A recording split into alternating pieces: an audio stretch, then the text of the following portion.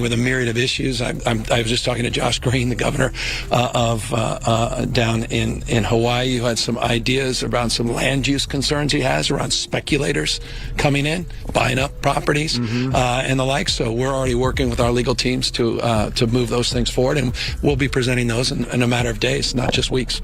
I'm just not a very emotional woman at all. No, you think much more like a dude than Gavin Newsom thinks like Without question, he is more feminine than I am. 1,000%. And I am. Candace Owens flashes her signature smile as she leans in. With her eyes locked on the camera, she looks like she's pinpointing her target. Her bold expression and words signal she's ready to push a politician toward an early exit. Gavin Newsom, her target, faces pressure as he manages California like a chaotic TikTok challenge gone wrong. The point she lands will shock you. She makes him look like a kid who just lost his lunch money, delivering a sharp, undeniable critique. This goes beyond politics. It's humor wrapped in cold, unmistakable reality. Always been that way, like the emotional arguments and all that stuff. Doesn't like I just want logic. Tell me what the rational thing is, and I'll make a decision. Which is why I was very no masks, no this for the kids, not vaccinating the kids, leave the schools open. You know, just much more logical. I'm not fear based in anything that I do. Yes. I think fear is an awful drive. Please click like and subscribe before we go. For years, California has been sold as a glamorous Hollywood paradise, with beaches, rolling wine country, blazing sunsets, and movie stars in shiny convertibles.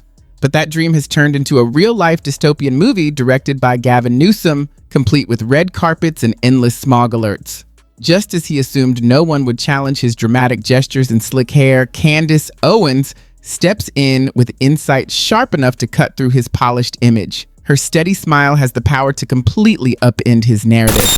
Always yields to completely irrational decision making when you're doing things out of any breath of emotion. And so that is sort of why I think that, you know, a lot of women that are left leaning find me to be quite distasteful, because how could I not be neurotic and crazy and emotional and upset by the question, that I don't even consider. The exchange quickly turns into a full-blown demolition derby when Newsom rolls in his shiny, taxpayer-funded eco-bumper car, ready for a mild confrontation. But Owens arrives in a massive, spiked vehicle. The result is exactly as expected. His polished public image ends up scarred with tire marks. Not even Newsom either. Nobody believes in that guy. That guy's a f***ing con man. Everything he did in California, from trying to mandate vaccines for kids to being caught public without a mask and lying about the fact that he was outdoors. Nobody believes in that guy. He's just a politician. Just a stone-cold, narrative-driven politician. Nobody thinks he's a real human. Whether you like Trump or not, whether you think he's corrupt or not, that's a human being. You know what that guy is. Same thing with RFK Jr. Whether you believe that he's correct about vaccines or whether you believe his policies would be effective, and you know that's a human being. With Newsom, you've got like this construct, this cardboard cutout of a person. I don't think people want that, but they might want it more than they want. Let's face it, Newsom has mastered looking important while California collapses behind him like a sandcastle swept away by the tide. He enters press conferences with the confidence of a future presidential candidate, or maybe the next Ken in a Barbie sequel. Meanwhile, residents dodge chaos from frequent Walgreens smash and grabs, navigate sidewalk tent cities, and pay gas prices so high they might as well ride a horse. Gavin ponders why Dems lost. We lost. We lost the popular vote, and we lost the electoral vote. We got crushed. But Kennedy, I think the answer is yes. Was it because of Israel? Yes. Interest rates? Yes. Too woke? Yes. It's like every bad policy that trickled up to the White House during the Biden administration started in California. That state is responsible for the worst politicians in modern history. And he is at the top of the list. And there are some ignoramuses on that list.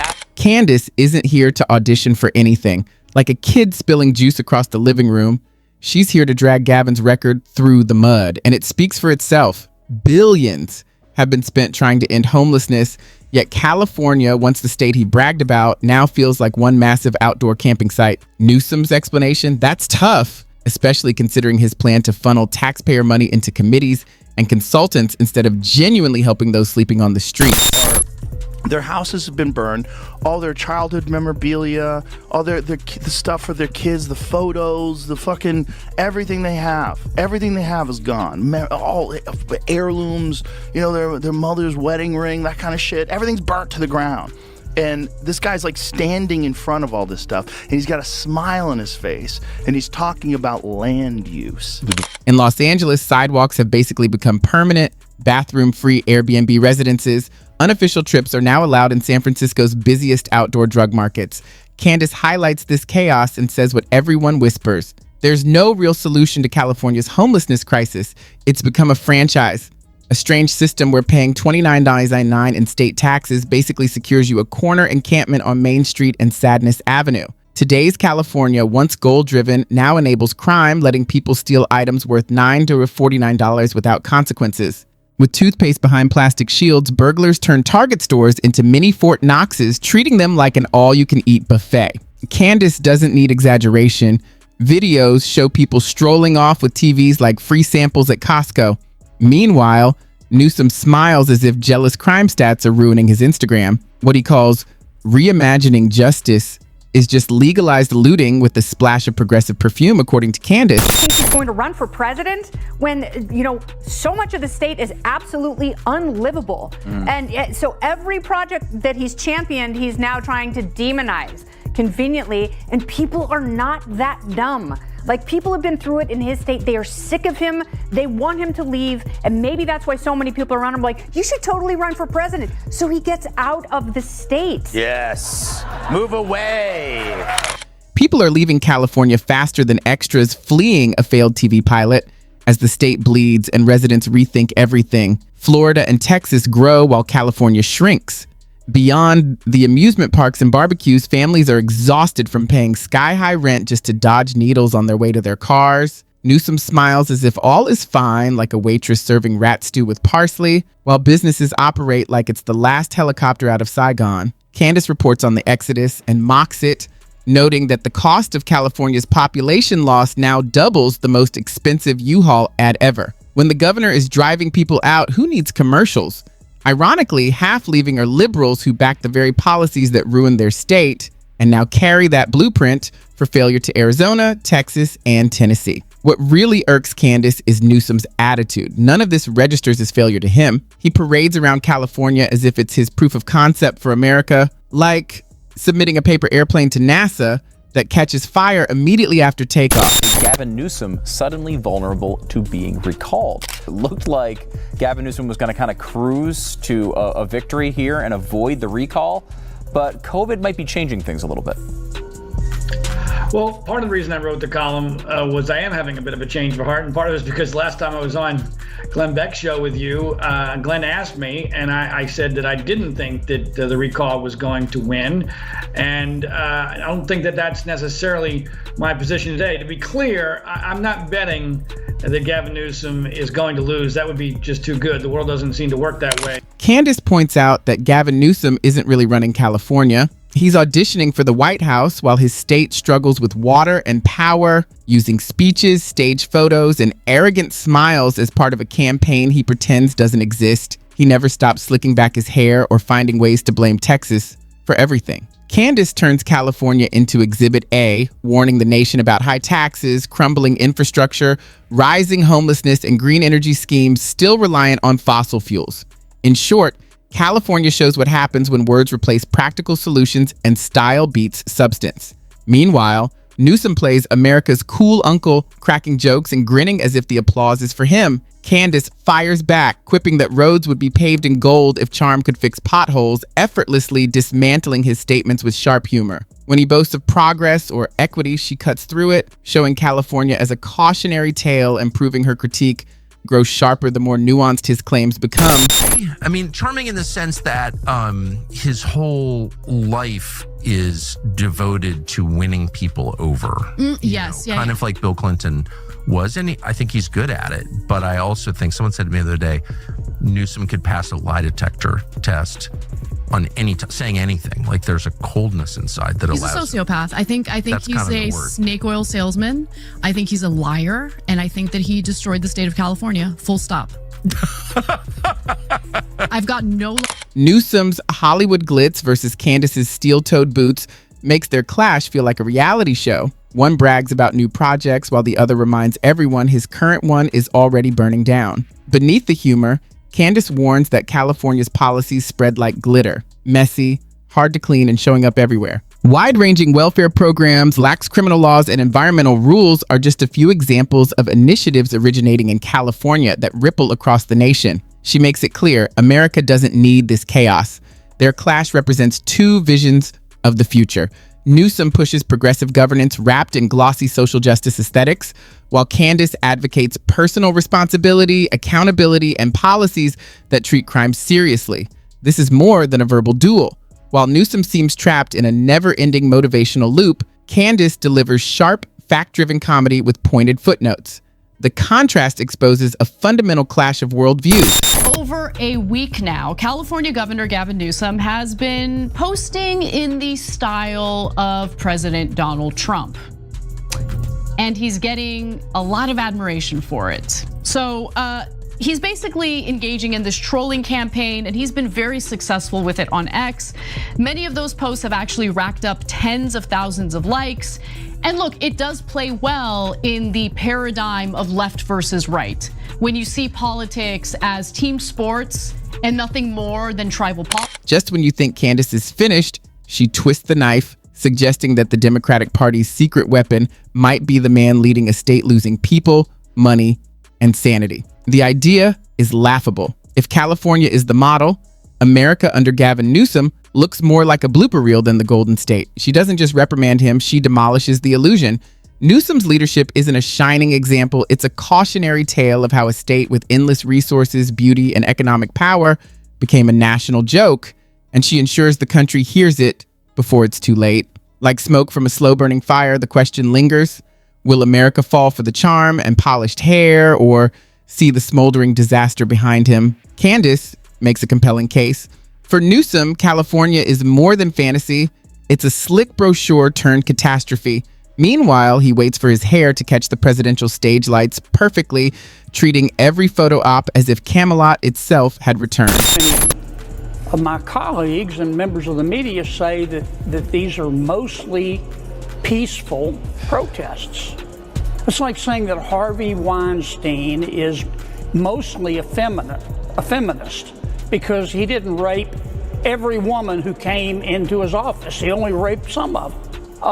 Number three, in terms of Governor Newsom, his record shows this. He's the dictionary definition of... Behind Newsom's glossy photo ops lies a burning dumpster on Venice Beach, not a shining city on a hill. The state's GDP is huge, but so are the debts, strict laws, and countless people sleeping in tents just blocks from $9 lattes.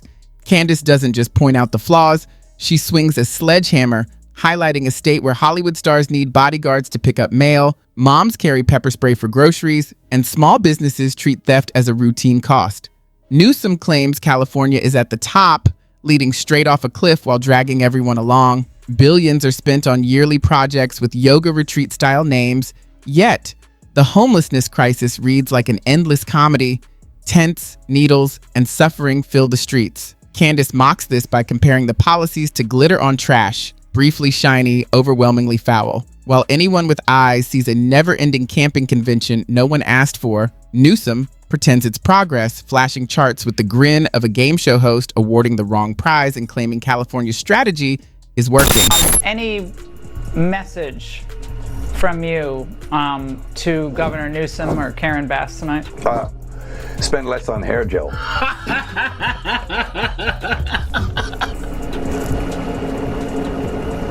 That's it. Yeah. You know, what can I say to them?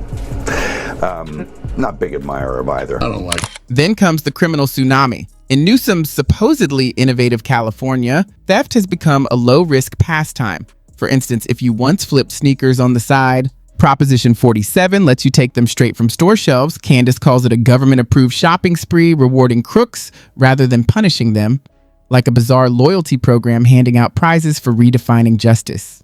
Businesses close faster than Newsom can prep his next speech. Toothpaste sits behind plastic shields. Deodorant is locked up like luxury goods, even at Walgreens. Meanwhile, California has the nation's highest state income tax. Why? So residents can navigate crumbling infrastructure and potholes that resemble sinkholes. Candace portrays a state charging luxury fees for bargain bin governance, mocking the absurdity. Thousands flee in a mass exodus resembling a planned evacuation. U-Haul trucks are nearly impossible to find, while Texas and Florida fill up with newcomers.